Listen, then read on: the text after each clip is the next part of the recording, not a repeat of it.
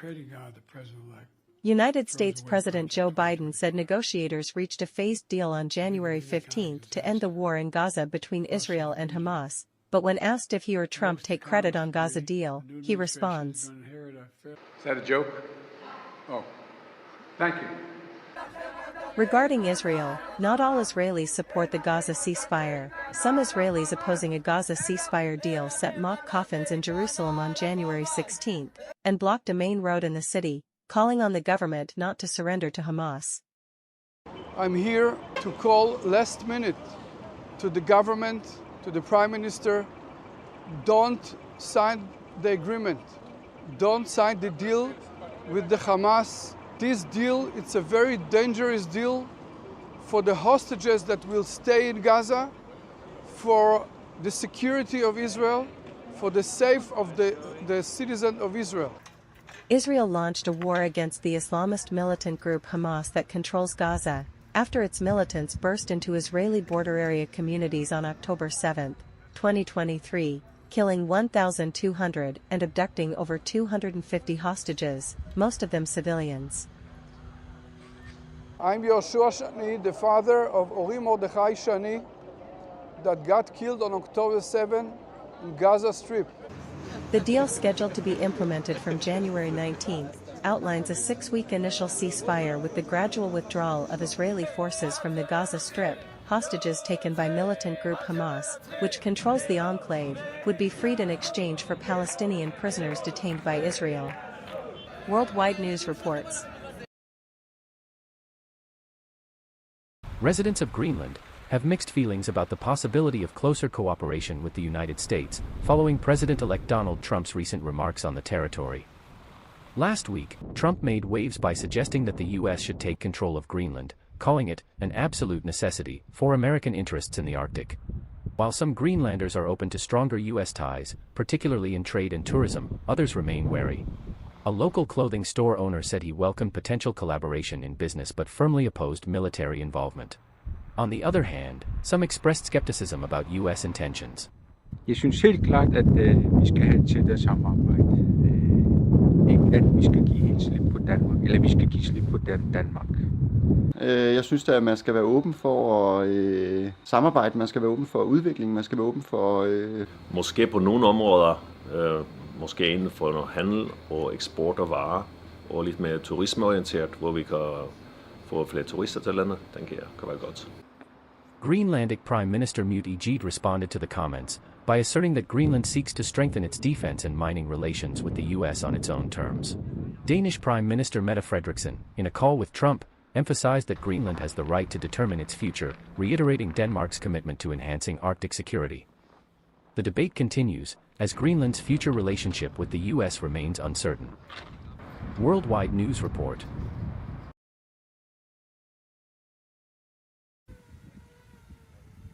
The Boxy, machine gun-mounted vehicle lumbered across the snow-covered Ukrainian battlefield, making history as Russian artillery fire rained around it, sparing soldiers for the infantry assault that came later. The vehicle, operated by Ukraine's Kartia Brigade, helped mark a critical new step in a conflict where technology is rapidly redefining warfare.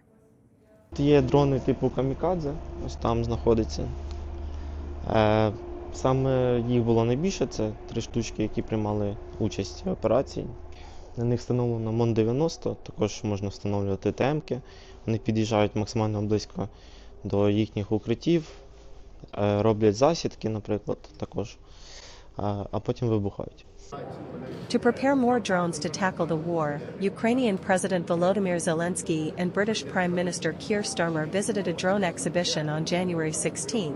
Zelensky said his country planned to double the production of some drones. We will increase the production also with our partners from UK, or first of all with our partners from UK.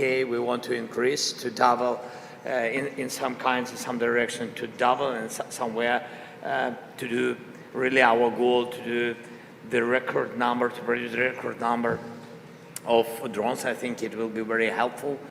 Starmer, during his visit, pledged to work with Ukraine and allies to offer Kyiv robust security guarantees if a ceasefire is negotiated with Russia, offering more support to Zelensky with a 100-year partnership deal. Worldwide News reports. Scott Bessent, President-elect Donald Trump's nominee for Treasury Secretary, made a bold statement Thursday about his stance on Russia's invasion of Ukraine. When questioned by Senator Mark Warner about sanctions, Bessent declared he would be 100% on board with ramping up sanctions on Russian oil companies if President Trump supports such a strategy to end the war. Any officials in the Russian Federation are watching this confirmation hearing, they should know that if I'm confirmed and as part of his strategy to end the Ukraine war, that I will be 100% on board for taking sanctions up, especially on the Russian oil majors, bring the Russian Federation to the table. Bessent called the war in Ukraine the greatest tragedies, stressing his commitment to using every tool the Treasury Department has to bring an end to the conflict. He argued that the Biden administration's sanctions on Russia were not strong enough, especially regarding Russian oil. Bessent suggested that past reluctance to tighten sanctions may have been due to concerns about rising U.S. energy prices ahead of the 2024 election. That the sanctions regime, I believe that the sanctions were not fulsome enough. I believe that the previous administration was worried about raising U.S. energy prices during an election season. Senator Warner applauded Bessent's strong stance on increasing sanctions. Warner said he would give full consideration to voting for Bessent's confirmation. Bessent's remarks highlight his willingness to take aggressive action against Russia to help end the war and reshape U.S. foreign policy. Worldwide News Report.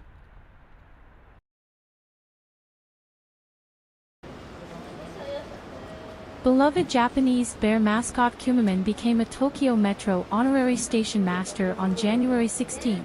The rosy-cheeked bear, who represents Kumamoto Prefecture in southwestern Japan, received a certificate and sash naming him master of Ginza Station in the Japanese capital for one day only.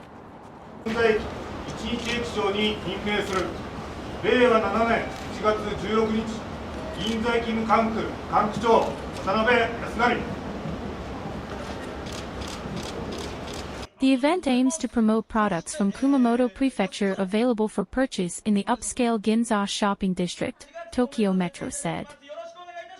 Kumamon is not the only well-known character to receive an honorary job title in Tokyo. Last year, a police station in the Japanese capital named Godzilla Police Chief for the day in order to promote road safety. Worldwide News reports. Following Prime Minister Justin Trudeau's announcement on January 6 that he will step down, the Liberal Party of Canada is preparing for a leadership race. The new leader will be chosen on March 9, and several high-profile figures are emerging as potential candidates to take the head of the party and the country.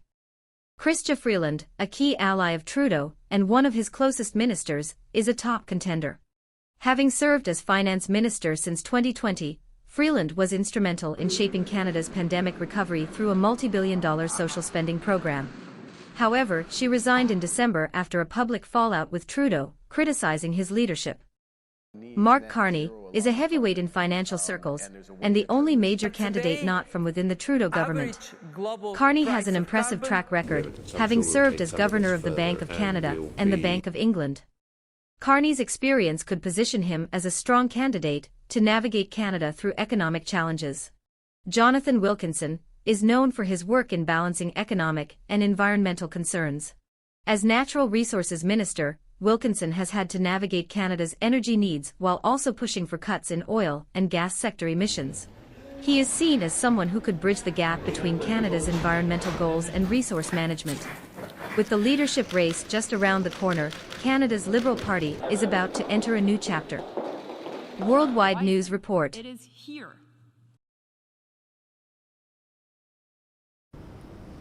TikTok plans to shut U.S. operations of its social media app on January 19, when a federal ban is set to take effect, barring a last-minute reprieve. But why has this app, with 170 million American users, been banned?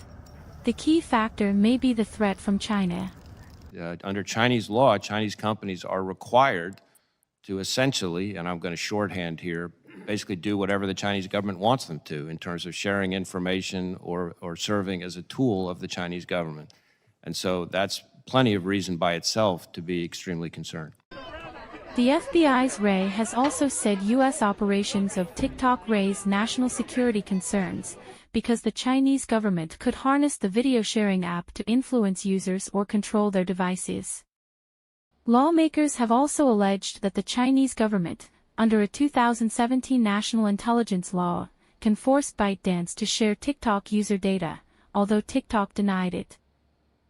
The Chinese government, how can you promise that that will move into the United States of America and be protected here? Congresswoman, I have seen no evidence that the Chinese government has access to that data. They have never asked us. We have not provided. President-elect Donald Trump has said he wants to keep TikTok operating in the United States, so TikTok may face new situations in the new administration of Trump. Worldwide News reports.